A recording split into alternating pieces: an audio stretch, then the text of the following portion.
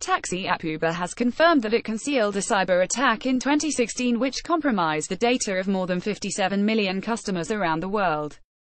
The ride-hailing app's new chief executive Dara Khosrowshahi said tours had managed to download personal information of 57 million users around the world.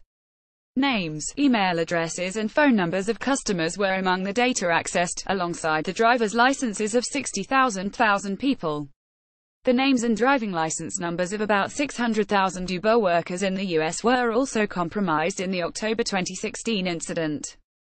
Hidden breach Bloomberg News reports that the firm paid the Ers €85,000 to delete the data and keep the breach quiet, instead of notifying regulators and the people affected.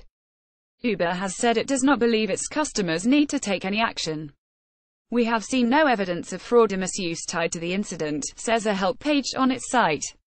"We are monitoring the affected accounts and have flagged them for additional fraud protection."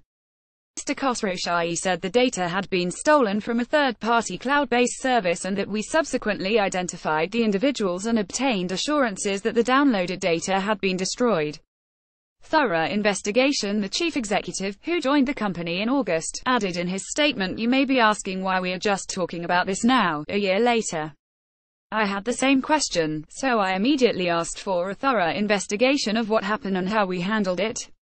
None of this should have happened, and I will not make excuses for it. While I can't erase the past, I can commit on behalf of every Uber employee that we will learn from our mistakes."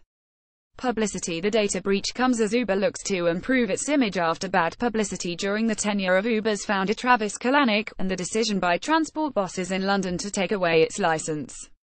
Mr. Kalanick was ousted as chief executive in June after an internal investigation concluded he had built a culture that allowed female workers to be yearly harassed and encouraged employees to push legal limits. Mr. Khosrowshahi has insisted the company is now working with regulators on the breach and notifying drivers whose license numbers were downloaded. He said the firm is also offering credit monitoring and identity theft protection. A review of its security is also taking place in conjunction with Matt Olson, a former National Security Agency General Counsel and cybersecurity expert.